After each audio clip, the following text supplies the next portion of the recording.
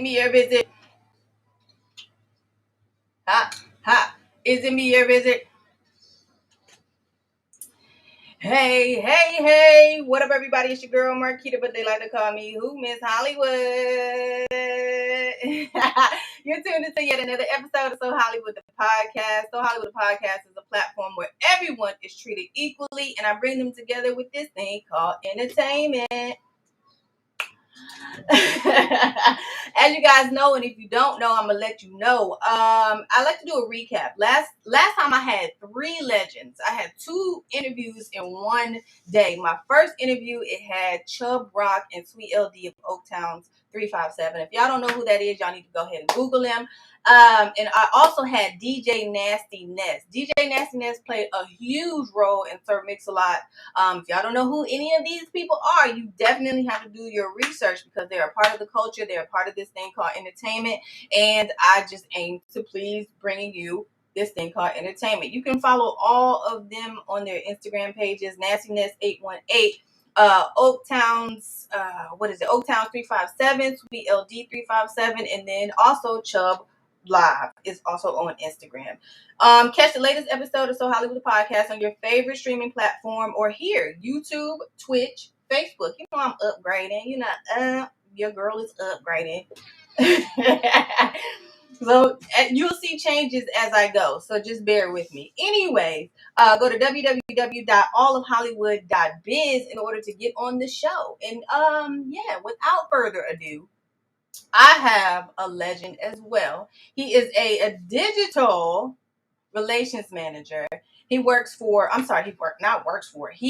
collaborating with Hip Hop Weekly Radio. He's a playlist curator, DJ producer, record breaker, Viacom TV, label consultant, Armadale.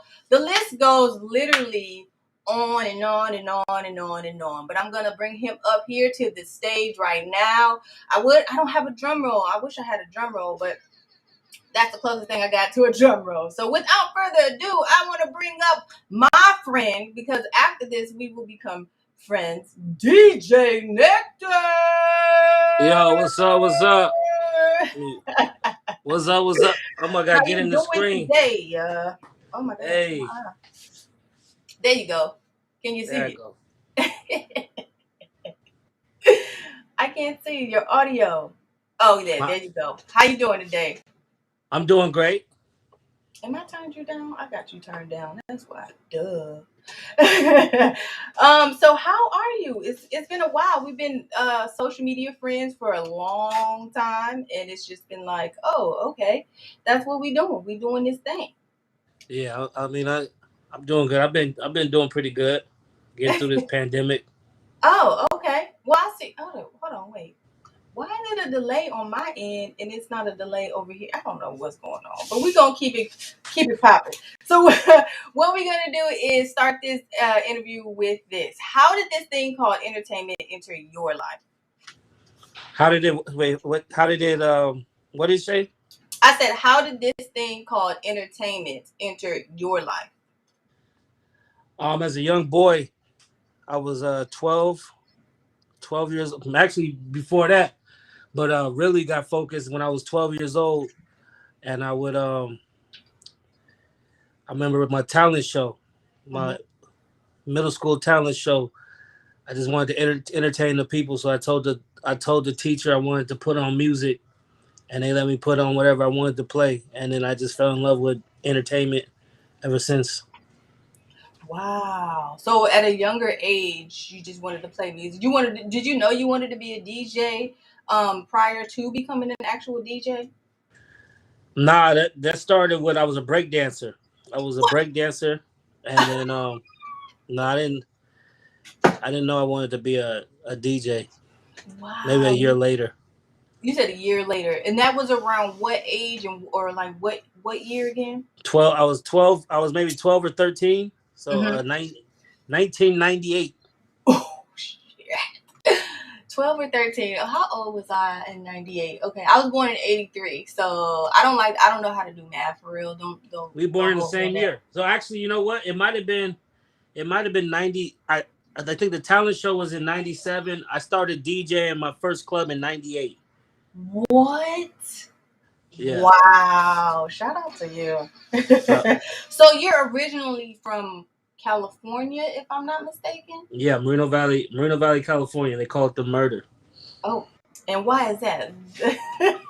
Oh, it's because it's a place we're in a place called the Inland Empire, and in the Inland Empire, at the time, it was probably one of the not so good places. It was supposed to be suburb, but it wasn't. It was where everybody from LA moved to. Oh, So okay. they did all the programs for LA, uh, move out of LA. That when there was were they gentrifying LA in the early '90s, they Oh, paid people to move to Moreno Valley. wow. So how was that like growing up, and also how was the music scene growing up there? That growing up, I stayed out. My parents kept me pretty grounded. So growing up, it didn't really affect my life Hmm. till probably I was got in high school. Hmm. With my music, it actually helped my music because they would form gangs, and I DJed all the gang parties. Whoa, whoa, whoa, whoa, whoa, whoa, whoa, whoa. You said you DJ'd all the gang parties, like in gang, like that time. Yeah, like when these gangs they have their days. So they have a day and they do a party. Uh-huh. But since all the gang members was moving from LA to the Inland Empire to my area, they knew me personally, and they would always a lot of gangs would bring me to their city to DJ. Back everybody would come back to their hood or to their city to do they call it a day. Like for example, Hoover would be I had a friend from Hoover. It would be 9/4 day, Uh-huh. which would September 4th. 6/0 day would be like what Jennifer Marshall made June something. So it'd be all these days. So I built friendships with a lot of gang members without being in a gang. Wow. So you were accepted in pretty much all of those circles, so to speak. Yeah, Wow. That is amazing to have that, and to have that ability and be able to, be I guess friends across the board, because that's not heard of nowadays and or back in the day. So you definitely are blessed to yeah. I mean, it, to it get got me through in that. trouble sometimes. What? Yeah, it got me in trouble sometimes just because you be around certain people, and everybody knew me as the DJ, but Mhm. the people that didn't know me, They they just affiliated you with. yeah, So how that was? I bet that was different. I'm guessing that was different. yeah. It was a little different. And also, so you said soon after you wanted to be like, what experience after that made you think, okay, well, DJing is going to be the prominent thing in my life, and then everything else fell after you started to DJ. Probably tenth grade, Mm-hmm. 11th grade. Um I was playing basketball. I played high school basketball, and my whole childhood I thought I was gonna be the basketball star, but I stopped growing. So everybody passed me up. I wasn't good at basketball anymore, and then so I was DJing like the team clubs, and I just started DJing the nightclubs, the 18 and over nightclubs at 16, Mm-hmm. and making about 900 a week at 16 years old Wow. was my open door to stop. I stopped everything. I stopped school and everything. I didn't stop school, but that was my door to go through. Wow. And so, what was your like? Do you remember your first, besides outside of DJing the gang parties? Do you remember your first like club performance or like those type of performances? I don't remember my first uh like good paying club. I do remember my first club. I was DJing at a club. It was a team club, and it was just actually at the beginning. I didn't have enough records, but I used to sneak a crate of records and I used to tell the promoters that I was the DJ. And this is how I would build my relationships with the clubs and to start DJing. And then one time, the club promoter put me in the main room to DJ the entire night, and I didn't have enough music. Wow. So this was around the time when Outkast Aquemini was out, and I just so happened to play their whole album. And luckily, they had a good album, and it took me through the night just playing Outkast music. Just strictly Outkast music. Well, I had some other records, but I probably had 10 records and then Outkast. 10 records in there, and that was it. Like for just that was it. Wow. And that's what helped me with my talking. Like I'm real big on talking in the club. That was my niche, was the talker. So that it got me into, okay, let's spread the music. We'll talk in between songs, and then that became like my trademark. Wow. So you were kind of the first to well, not the first, but one of the first people to rock the mic and DJ at the same time. If that makes sense. I don't know if I was the first, but I for sure did that in the 90s, early 2000s. Oh wow, early 2000s. Where was that? Okay, so 2001, I moved here to Virginia, and I was about to turn 18. So just around that era. So yeah, I remember that like yesterday. So what did I have? As far as breaking records, now how did you start doing that side of everything? Breaking records. How did I? That came like a little bit later. That came, man. When did that? Breaking records came. That actually came in like about 10, 15 years ago. Just traveling, playing new artists. Mm-hmm. What really stood out was I was in Texas, 2010, and I was in Texas, and it was a song called "Throw It Off." Walk around the club for everybody. Yeah, so that song 2010, I was out there, I heard that in the club. Right. And then I noticed that they didn't play that nowhere. Like, it was really big in Texas. So I said, I wonder what would happen if I played this in California. And I played it in California. I played it in Florida. I was traveling a lot. I was one of back then. DJs wasn't traveling like they do now. Right. And I played it in California. I played it in Florida. And then next thing you know, you hear it everywhere. And I tried that process again. So that they was like, oh man, DJ Nectar broke the record. And I tried that process again with the Fanatics. Mm-hmm. Don't drop that dun-da-dun. Don't drop that. The dun-da-dun. Oh, that used to be that was maybe 6 months. That was maybe 6 months later. And I took that record to Florida. Nobody was playing it. And so that just became my thing, just to play records from other regions around the world. Right. And nobody really was doing that, like really going in and breaking records like Talk About It, right? What'd you say? I said nobody was really doing that back in the day, like really breaking records and doing stuff like that. That's amazing. That is like crazy to me, and because I deal with DJs now as well, because I'm part of the core DJs. I'm not a DJ. I'm a model technically, and I've been with them for a while. Have you, like, when it comes to that side of things, are you involved in like groups or organizations? Like an organization, like a modeling organization? Not modeling, but like the core DJ. No, that was one thing I always.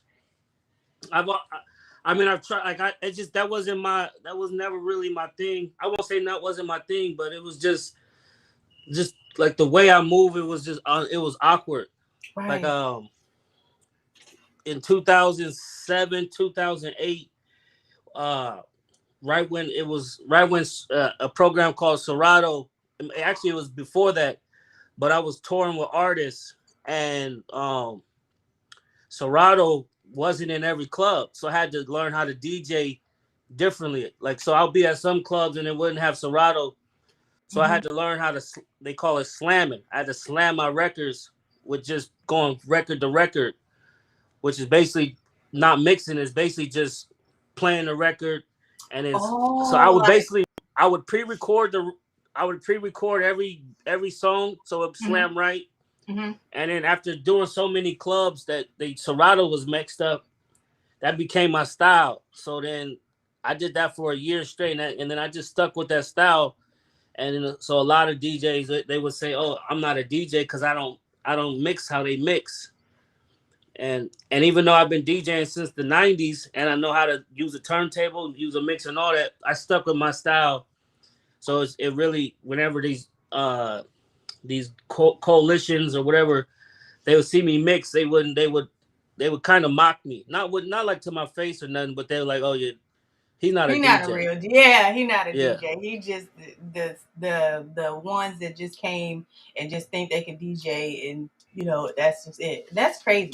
So when it comes to that as well, like, do you feel that the DJ gets the respect and the flowers that they deserve? Um, when it comes to this thing called entertainment, because a lot of DJs feel certain ways and whatnot. So what is your outtake on that? I mean, I think we get a lot of respect.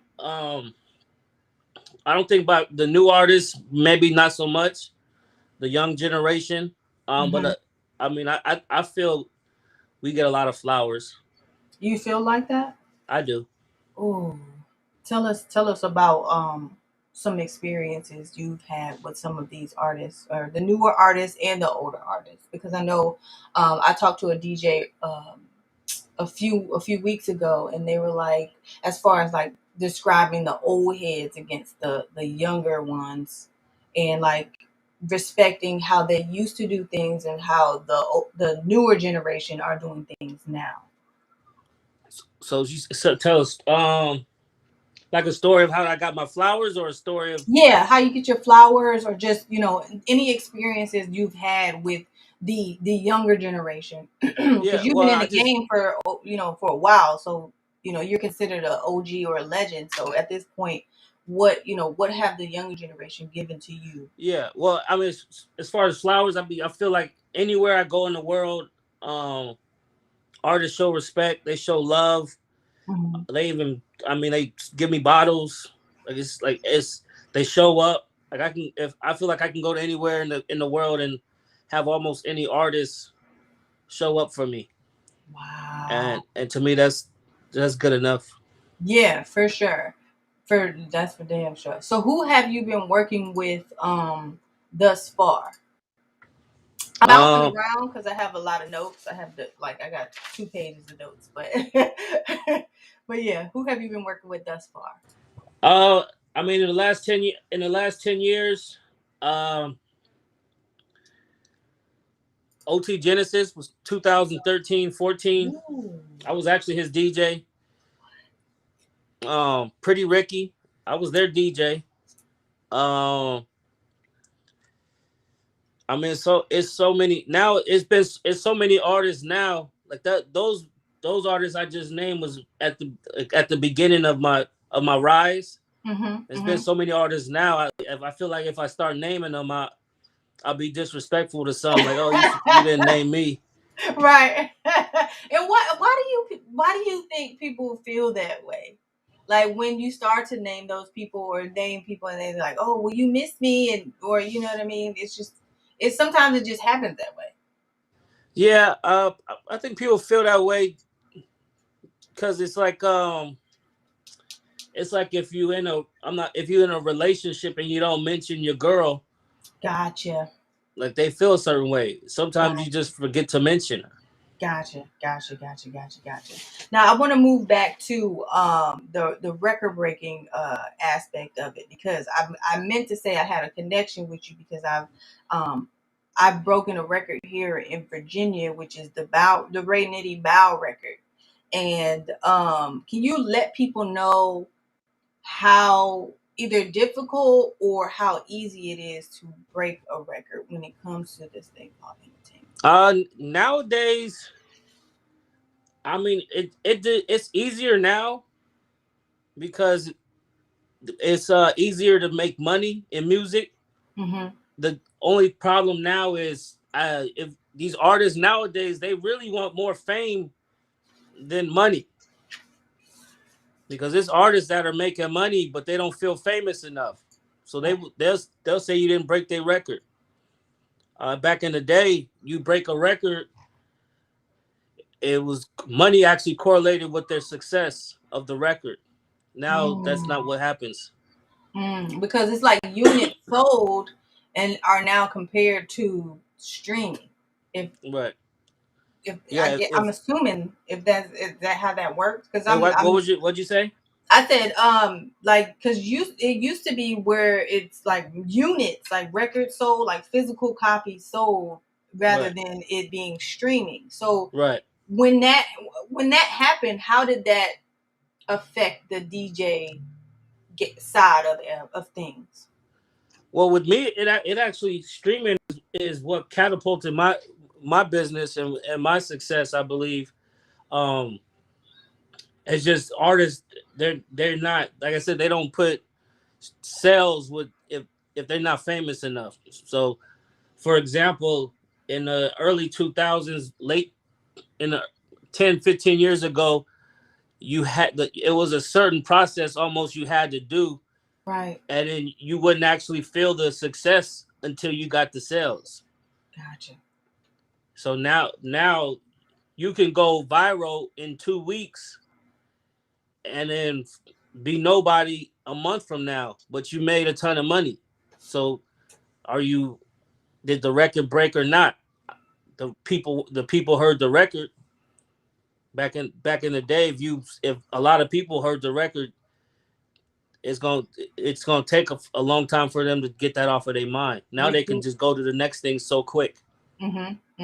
Because they'll just mix it and they're like, oh well, I just dropped the song last night. I'm about to drop it tonight, or upload it tonight and then shoot a video and then that's it. And it's just like it's a different wave now because everything is so cookie cutter and microwavable. And I mean it can be used, but then again, like you said, it's just there's certain things that are changing. And so, outside of being a DJ, what else do you do? I know I've listed a lot of things. You are partner with Hip Hop Weekly. Excuse me. You're also working with Armadale. And then you do digital. What is it? Digital relations manager. So can you explain a little bit behind each one of those features? Yeah, well, Armadale Vodka is a company that Jay-Z used to own, and he ended up selling it, or they ended up selling it, and a guy in New York bought the company, and they brought me along to help market the company, to rebuild the brand. And then that same owner, that same investor, actually did the same thing with Hip Hop Weekly because Benzino sold Hip Hop Weekly, and it, and then when they bought Hip Hop Weekly, they turned it. They actually in the process they actually turned the magazine into a radio network in Right. which I DJ on that radio network, and it started off of the magazine a year or two ago. A year ago, we decided to do a radio show on the website, and the show went viral, and that show turned into the radio show, which turned into a radio network. A digital relations manager is basically the same as a public relations manager, but it's all digital. So like a lot of people, they don't know public relations is different. I believe it's different the way public relations is 2021, and like everything you could do digital. Right. So what I do is I actually have a company called Nectar Media, and I run the company, and we help people with their digital relations where we correlate your numbers to get to other people and help people get sponsorships, and that's what that is. Okay, and you have to have a budget for that. You can't come. You Yeah, can't come to you yeah, with you no can't budget or no I don't know if you take trades. Do you work off of also trades or you mainly trades like like their like service for my service. yes, yes, yes, yes. I mean, I do actually. That's more of just a relationship. Hey, I do this for you, but more than likely, I've been doing this 23 years. It's almost nothing that anybody has that I can't do, that I can't Oh, get. So I mean, I normally, if somebody has a service that I don't do, I normally just pay them, Mm. and then I end up keep paying them, and then hopefully I pay them enough to where I get that service at a cheaper cost, and and we don't have to trade services. We just Mm. keep getting paid.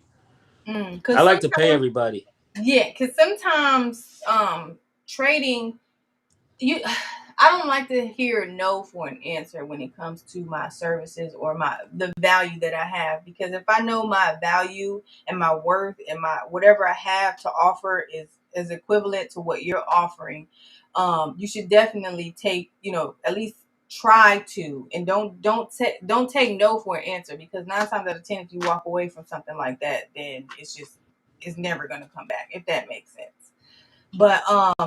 But yeah, that's just a whole nother situation right there. But also with the Armadale, I follow Armadale, and they also like some of the things on my pages. I've been trying to get Armadale on on board for the longest. Yeah, I have the original bottle. I wish I would have had it here with me today, but I have the original bottle of the Armadale. But shout out to Armadale. And also, I have another connection. You have with Hip Hop Weekly. You all do something called Next to Blow. You did recently just did something in Richmond, probably like a month, maybe 2 months ago, and I had met Stretch from Hip yeah. Hop Weekly, and so that was another connection that I had with that. So can you tell or elaborate a little bit on the Next to Blow, or do you all still do that and what it entails and so on and so forth? Yeah, the next to blow. I didn't have much to do. I was contributed to the one in Atlanta, and I think one in New York. The next to blow is just a platform for new artists to showcase their talent. I believe one artist, I don't remember which one he was on, actually recently signed a record deal, and from our stages. But it's just a Really? showcase. We have a lot of relations. We have a lot of relations, and a lot of people show up to the things we do. So it's just basically a showcase to show and tell your talents to some important people who might be able to change your life. For sure, because I want to get you guys here in Virginia Beach, because I've been trying to reach out to Stretch and talk about that, because I have some locations, and of course there's a lot of talent here, Yeah, so we need, on our off time, we need to come together and bring a big showcase and bring people out, because we used to have a thing called Something in the Water, which is I don't think it's coming back to Virginia at all, that was going to showcase the talent of these individuals. And I think what you guys are doing is definitely needed here in Virginia. So we definitely need to talk about that yeah, offline. So you've also worked with or serviced Interscope, Universal. It's just a list, like a list that goes on and on and on. So how did you get into that side of like servicing and that portion of it? yeah. Well, that comes just building relationships from the ground up. An artist may start with me, and then they work all the way to getting a record deal, and I just continue that relationship throughout their record deal. Um, Mm. so every label I done probably helped or been a part of or contributed or was a key factor into an artist getting a deal at almost every label. And then I Mhm. have relationships with people who work at these labels. So Shout out to you, because you've been doing this for a long time. And like I said before, I think we have been keeping in contact via social media. And I don't think I've ever met you in person yet. It's gonna come a time though. We will yeah, meet each other in person. But I think, yeah, we've been corresponding through social media. I think it was Twitter maybe. But I don't know. But like I said, the universe works in a mysterious way, and it's just everything is coming full circle. And with that being said, what are you currently working on? I know you had the Ugly Money tour, the weekend listening party, and a few other things. If you can give some yeah. of Right that now you're currently working on. I'm just figuring out my next move. To be honest, like I'm getting older, so I'm getting more into management, uh, Hmm. investing. I'm still DJing. I still got my radio show, but I'm just looking for that next artist that I can actually put maybe my money behind. Do you ever come out to Virginia? Yeah, we was just in Virginia. I was just in Virginia 6 months ago, I think. Really? Yeah. See, now that you have a friend here in Virginia, you can hit me up and we can set some things up. Because my fiance, he has his own studio, so I even have a place to even have certain things like that. Yeah, So it's an artist. I don't even know which part of Virginia he's from. Everybody's talking about him. F and F Chop. and he probably from Richmond then, if I'm Yeah, I not don't know which mistaken. part of Virginia. It might be It's called. Richmond. He got the song Walk It Down. The Walk Oh, Down. this song just popped in my head. It popped right out. I know exactly who you're talking about. Oh shit, he might be from Norfolk then, if I'm not mistaken. But we'll see. We'll definitely check in on that. So, what is some advice that you can leave this thing called entertainment? Like, what is some advice for the up and coming artists, for up and coming DJs, anybody that you see, that is working and hustling? What is some advice that you can leave? Um, don't quit. Invest in yourself. Um, do it yourself. That's what I found. That was my path. Mm. And Don't don't quit. wait for Invest in yourself. nobody. Don't wait for no. Oh, Yeah. that's the wrong way to say it. Don't wait for anyone because yeah. So with that being said, like how important is like the business behind being an artist, being a DJ, just or in general, just being an entrepreneur? How important is that to you? Business is very important, and the thing now with artists nowadays is they got it easier than I have. Like artists can, um, when I started my business, I had to pay a lawyer a hefty fee. Now they got LegalZoom. Yeah. You can get your business started for $200. Yeah. Business is Yeah. very important. But even if they start the business through LegalZoom, I mean, they still need that, that somebody that be like, no, that's not right, or you know what I mean. They still need that guidance. And with that Yeah, being, and yeah. with that, Find you a mentor. yeah, and Yeah, with that yeah, being absolutely. said, do Find you you. still believe in? I mean, do you still think that we have A&Rs, or is A&R being an A&R important? And if we don't have it, why are we lacking Well, the A&R, I think nowadays is what they do is a little bit different than how they used to do. that? They're still A&Rs because I talk to them all the time. But it's their job title or what they do is a little bit different. They used to like mold an artist. Now they basically are like road managers. Mm. Wow. You put that into a different perspective. And with that also being said, how important is having the right team with you when it comes to this thing called entertainment? A team is important. A team will help you scale. I know music they don't might not call it scale, but it's really scaling. When you go from 1,000 streams or 1,000 CD sales or whatever, Mm-hmm. you want to go to a million. That's in business where it's actually scaling your business. Mm. And when you start selling bigger numbers, you're gonna have to figure out who's gonna do what and everything because you're gonna be too busy. Right, right. Now, as far as just being an artist, do you think that the artist should just be the artist, or should they know some type of foundation for what they're doing? I think Kanye West said it the best. It just depends on the artist because at the end of the day, you're the CEO. Mm.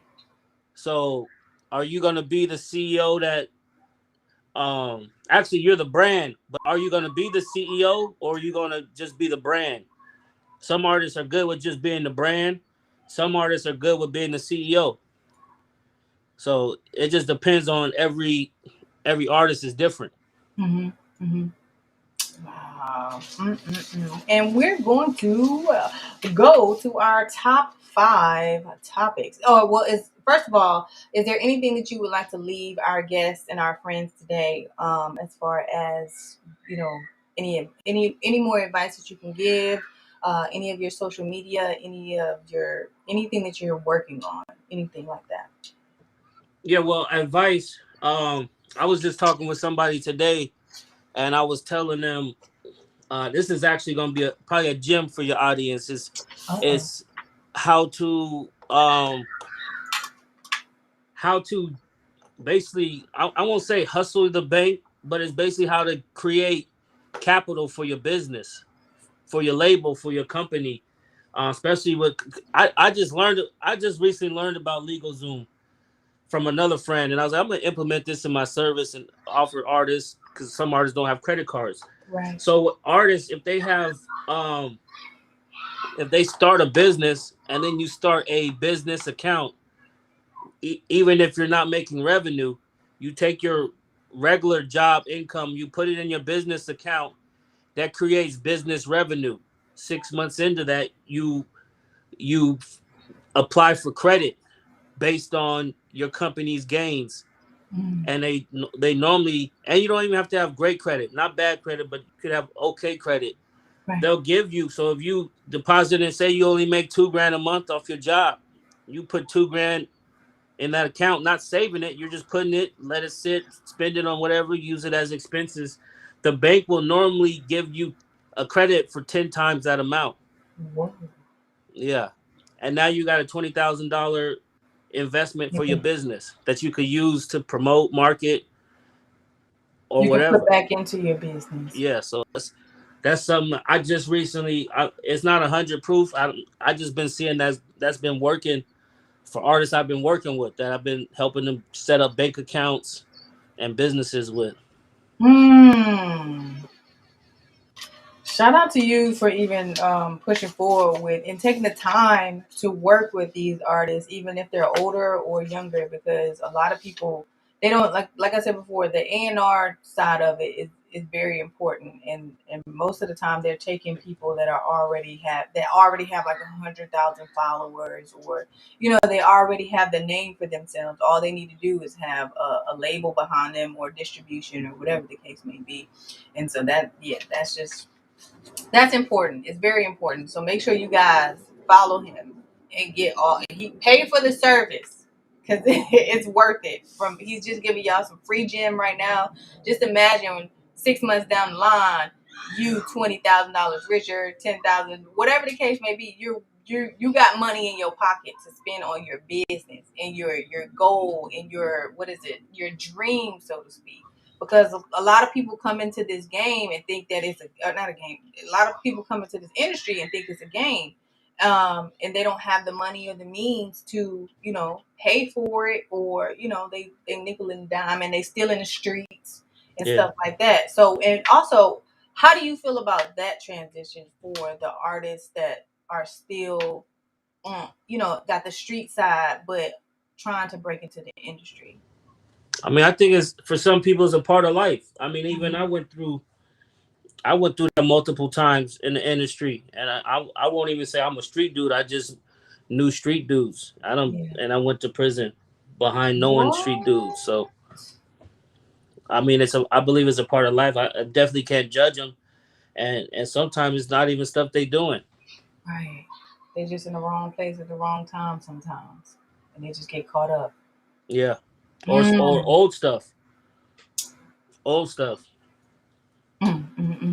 All right. So let's move to our top five, which is questions catered to my guests.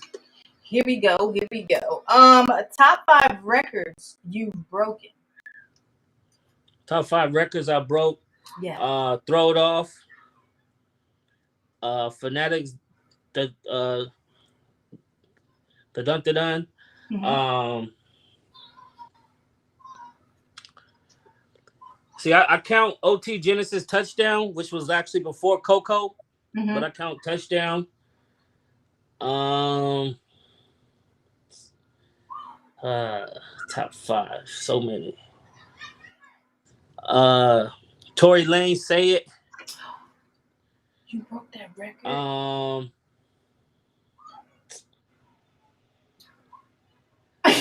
and Marcus Black. I just got to include him because he's the one that put me on the most stuff. Marcus Black is he is from the Love and Hip Hop Love and Hip Hop. Los Angeles, right? Yeah. Him and Brooke Valentine. Yep. Okay, I know exactly who that is. Yeah, Oh, I went to middle. We was in middle school together. really? Yeah, I've known him since Have you middle ever school. been on the show? Have you ever like did anything, or would you do a reality show? I probably would. I I don't. I think I'm too. Too real? I'm too uncontrollable. I think they won't. They can't control me. Mm. They said you. Like the reason I wouldn't be on a reality show is probably the same reason I don't actually work for like a label or anything directly. I like to do. I like to set my own rules. Um, and I don't like nobody telling me what to do. Oh, you heard. Top 5 tours you've been on. Top 5 tours. Mm-hmm. Um, my favorite. I went on 3 tours with Marcus Oh. a long time ago, and since I would say those 3, a Pretty Ricky tour. How was that? First, don't skip over that because Pretty Ricky. I know all them cats is probably wild as hell. So touch a little bit on that side of that. How was Yeah, that? I mean, it was an experience. You gotta remember, it's four of them. All got different personalities, and I built my relationship was started with Spectacular, which um he has like he's more business minded, Yes. so he's more focused. Yes. And then when I would tour with artists, I always tried to be behind. I just kept in the back. So I mean, we would do a show, and then normally we'd do an after party at a club, and and this is later. This is not their earlier career. This is recent career. This is not Blue Star. This is not when they first dropped that. No, Okay. the stories I've heard prior to me were a little bit more crazier than the recent. The last 10 years they've been a little Reserved. more controlled. Mm-hmm, mm-hmm, mm-hmm. Okay, so the that was 3 so far. So you got 2 more. Yeah. Oh, I was on a game. This was another tour with Marcus, but it was games tour. Okay. Um, Shout out to that Dave. was fun. Uh, and then like the recent tours, the Ugly Money tours, I like those because it is different and it actually gives me more to showcase. Because every Mm. other tour, I was the artist's DJ, So and then the talk a little recent bit about the Ugly Money tour. Ugly Money tour is first I met Nietzsche on a Pretty Ricky tour with Spectacular. We went to his house at a studio, and we were recording music, Mm-hmm. and I built that relationship with him then. And then he was putting on a tour, and just putting on a tour, and me working with new artists, it just felt like a good fit to connect each other's brands with each other. Dope. That's dope. All right. So that was, I think that was the last one. Yeah, that was the last one. Top 5 artists you've worked with. I think You said top 5 artists. Yeah, I think you named some of them. I know OT. You mentioned OT, Marcus. So And, top 5 to work with, or top 5 overall? you can do however you want. You can pick this one. My top 5: Jay-Z, Drake, um, Jay-Z, Drake, Lil Wayne, Mm-hmm. um, Biggie, Pac. Biggie, Pac. All right. And this is the last one. Top 5 moments in your career. Top 5 moments in my career. Yeah. 2002 Chingy concert. I remember. I don't know if it's the top 5 top, but it's one of my memorables. Uh-huh. I was a show with Chingy 2002. It was actually probably my biggest show today at that time, and he had a dude with one leg. I just remember that dude came out. His hype man. I don't know if it was his hype man, but I just remember the guy came out with one leg. That was extremely memorable. Right. Um, uh, my first Pretty Ricky show. Mm. That was memorable. That was probably the most screams I've ever heard. Was my first Pretty Ricky show, and then I had all my friends with me. That was um let's see, what's another one? So many. Smokers Club tour. I don't just That was the most memorable because that was like my first tour. My first tour. And that was with Marcus. Like my first being part of the actual tour. Okay. And I had a memorable in 2000, maybe 2007. Mm-hmm. It wasn't my first show doing outside of California, but it was my first show where I was the main DJ, and that was when in Texas, I think it was, and they didn't have the Serato, so that was that show, and then Got one more. uh my my first my first club when I didn't have all the record when the club When you snuck the yeah, when I records snuck in, because that story always comes up.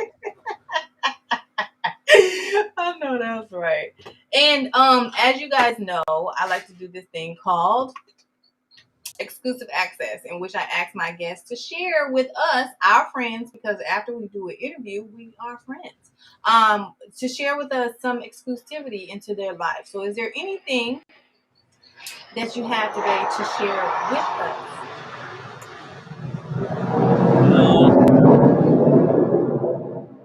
Oh man, um just I think, like I said earlier, I'm looking to invest in the artist. I think that's real big. Um, I'm looking to manage an artist. I think that's just real important for my next thing in life. us? Are you taking auditions, or how is the process for that? So those that are interested I'm in not taking taking it. auditions. It's more I go with the flow. Mhm. I believe when I see it or hear it, um, it'll happen. Mhm. And plus, a lot of the artists that I work with, I um I present them. I do label meetings very often, Okay. and I present a lot of artists and that I believe in, but the labels don't like a lot of them. They don't like most of them. Oh man. It's something these labels look for, and a lot of the artists are missing are shows. They don't have their shows Oh. down. As far as like performing, Yeah, yeah. Matter of or fact, this is a gym. This would be okay. exclusive. When I talk to a number of A&Rs who do the signing at the labels, um, it's always four things: streams, which is sales, Yep. social media, Yep. um, their shows, and their image. So artists a lot of nowadays they don't have an image. Right. So for example, Drake is the certified lover boy. You know who he is, and that's his. He never. I won't say never, but he doesn't go off of that. Even Right. when I was talking to these execs, they said Nectar. This is why, because a lot of these execs remember me as the DJ who doesn't scratch anymore. Right. But I have a big brand, and they say the reason I have a big brand is that exact reason because you're the record breaker. Yes. I've never stirred away since I became that from the record breaker. And although these DJs might be the greatest DJs, I'm surpassed a lot of them because of Right.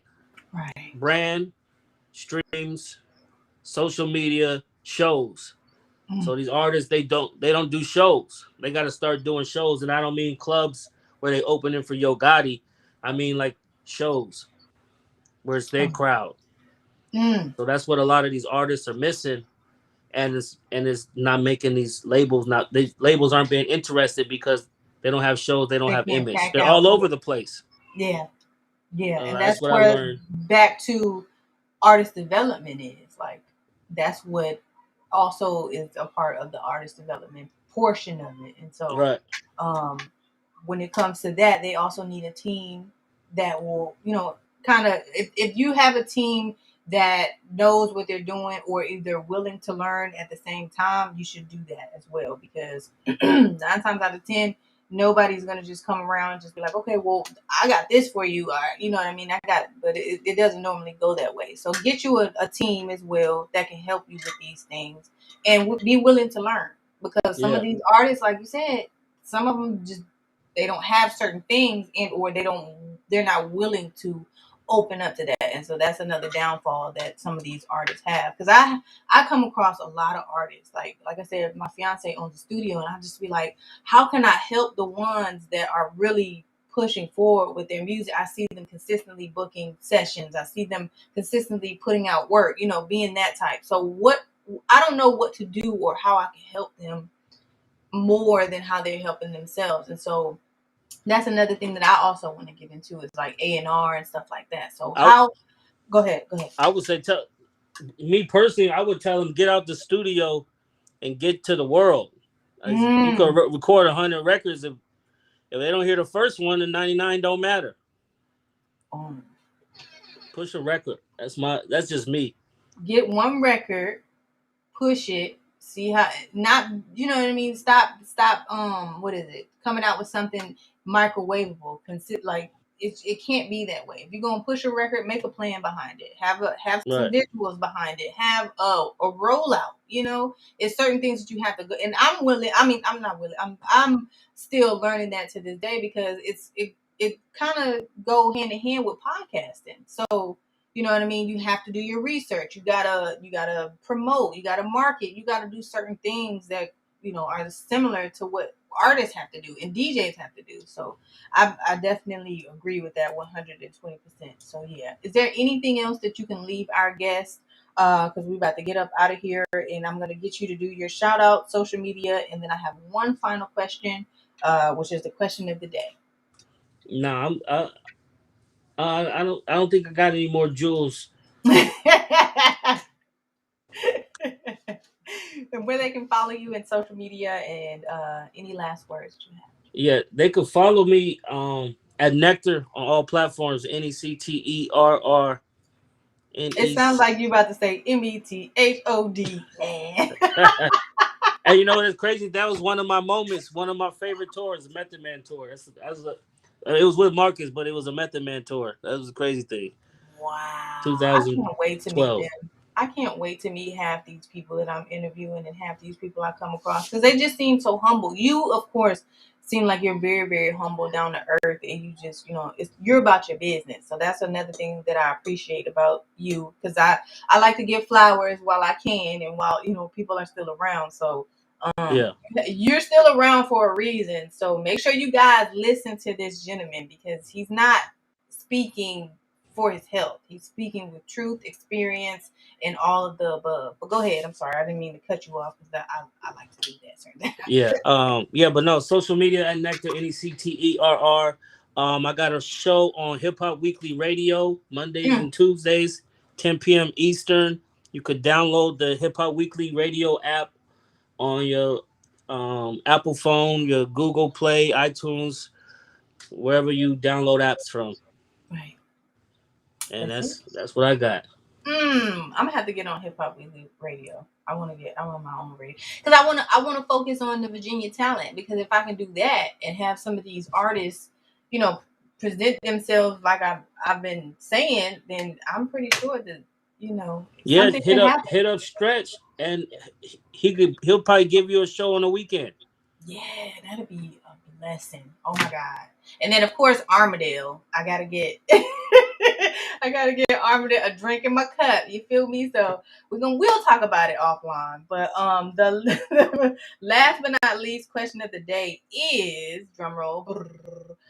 What bothers you about the industry, and how do you feel would fix it, or what will be your solution to fixing it? What bothers me is the monopolization of record labels. Um, that's what bothers me, and I say that because, um, for example, we'll just make up a number 10 labels, and those 10 labels get a certain amount of money from the streaming services every year. No matter how many streams they do, they get it. So that takes away from the small artist who's going to get $1 million advance from a label that has no risk, because the label in a whole gets this exact amount no matter what. But if that artist doesn't stream, he loses, and the label doesn't, and the label's going to be on his head. And it's, to me, it seems more like it's a hustle. I respect the hustle, but I don't like it, because, like, at the end of the day, you guys didn't lose, because he didn't sell. You guys didn't lose. You guys get the same amount from Spotify, Apple, from every. They all get a certain amount every year based on their previous year's sales. And then it's not like if Joe Blow streams more, they get more. No, they don't. So, and that what that does, it takes away from them earning. They lose their advance or whatever, and then also it takes away from people like me, because they don't hire people. They don't want to actually put people, invest into people who can help, because that's not their interest. Their interest, not to, I've learned, is not that much into helping them sell no more. They used to have. I started working for Interscope, and I was an intern in the promotions. It was like 100 of us in one city. I don't see those departments, those promotion departments anymore, because I don't believe that they have the interest in sales. They want to build the image. So that's just me. I would want them to bring promotions departments back. I'm sure they got departments, but I mean, like, back in the day, we had, like I said, 100 people, and that was one area, one city, one state. Yes, yes. Because I used to intern for Def Jam, and I was a college intern. And when I tell you, they used to do lifestyle runs. When they did the promo runs, they came to Norfolk State, and I had to set up the meet and greets. And they don't do a lot of those things as well anymore. And Yeah, they'd have so about 30 people outside of the event that work or volunteer. putting posters, guerrilla marketing doesn't. Yeah, I mean, it exists because I know people that still do it, but yeah, but it's not mostly prominent. it's the artists. Yeah, It's the yeah, artists doing that. yeah, It's for not. sure. They're not given incentives. We had incentives as a intern or as a volunteer. Okay, we get to work and build our resume. Now it's really you can't do that. Right. They don't do that. They don't. They barely. Do, yeah, they don't do radio stations anymore. And if they do, it's like it's because of them. Like you said, they're reaching out and contacting that relationship that they built, and they're like, okay, well, I'll be in your city. What can you do? Can you fit me in? And it's not like they have the schedule like they used to. Like we're stopping here. We're gonna go to 103 Jams. We're gonna go to Hot 91. We're gonna go even the mom and pop ones. They used to Yeah, hit literally all radio shows, podcasts, ODU.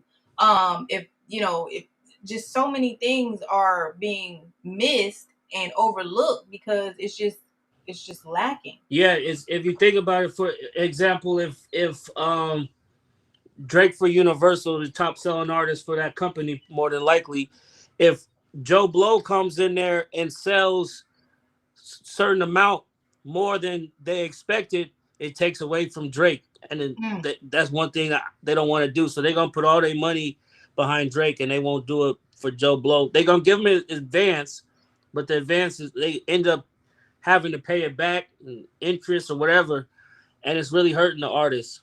Yeah, And for it's not sure. hurting the label. The label gets the same exact amount, no matter how many Joe Blow sells. It's like they're breaking even at this point. Right. No, Mm-hmm. they're winning. The label's Or gonna, they're winning because they get paid. They already have a certain amount regardless. Gotcha. because it's Understood. market share. Every label is market share. It's by the size of their company.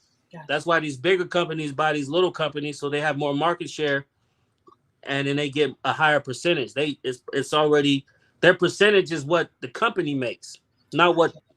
not what the label makes. Gotcha. So Gotcha. their interest is more on promoting Spotify, Apple, because if Stream. Spotify makes more money, their company gets that percentage of their market share that's put in the pot. Hmm. And uh, I don't. It's a people. It's they're not. It's that's they're not people aren't invested into that scheme of things. Like the label gets paid regardless. They're gonna advance him, and then they're gonna say because he didn't sell what you expected him to sell. Like your label still earned the same amount of money. Right. So Gotcha. if you base your advance on one person, then yeah, you're lost, but you didn't lose. You should base your advances on everybody, and that should be generated. That's what I just think. I don't Across the know. board. Mm-hmm. Mm-hmm. I agree 100%. And so this is literally my final question. So do you think an artist should stay independent or should they sign to a record label? I think every artist is different. It just depends on the artist. Depends on the person. Some artists is like my guy Simba. He just said it. He's with Atlantic. He said um I understand what Mozzie did, but being independent is not for everybody. Right. You got to be a certain. You have to be a certain type of person. You have to have a certain group of friends because their friends is gonna be who's gonna be your team. Thanks. At a label, they don't have to be your friends because they're already constructed to they're already constructed to do something for the purpose of a company. Right. It's a job. Yeah. It's technically considered a job. They're 9 to 5 and their well beings or whatever. So, okay, I get it. I get it. And I want to thank you for even gracing So Hollywood podcast because we are coming to a close here shortly. Um, but yeah, I just want to say, keep doing your thing, keep pushing forward, keep telling these artists and this thing called entertainment all of your gems because we definitely need it and we're lacking a lot of things and hopefully it'll get better. Hopefully, I don't know if it will, but I have hope.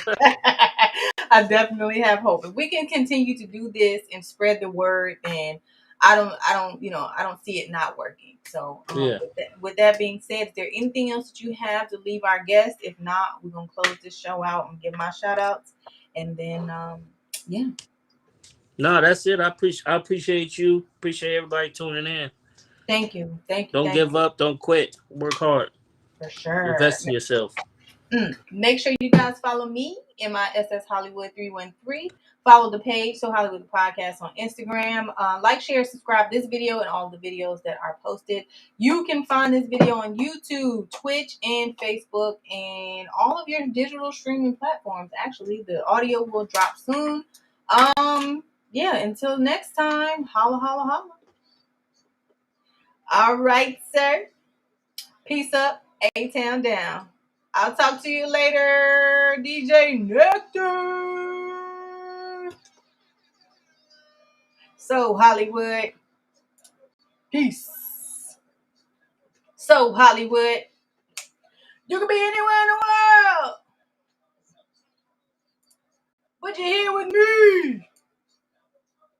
Hey, it's time to get ignorant. It's Hollywood lights are bright.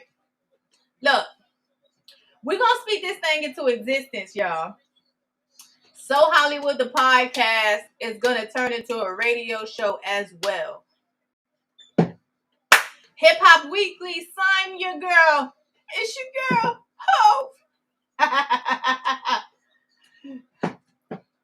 Thank you for tuning in to So Hollywood, the podcast. You could be anywhere in the world, but you're here with me. YouTube, Facebook, Twitch. Oh my gosh, I love it. I love it here. I belong here. If you're looking to advertise with me, hit me up.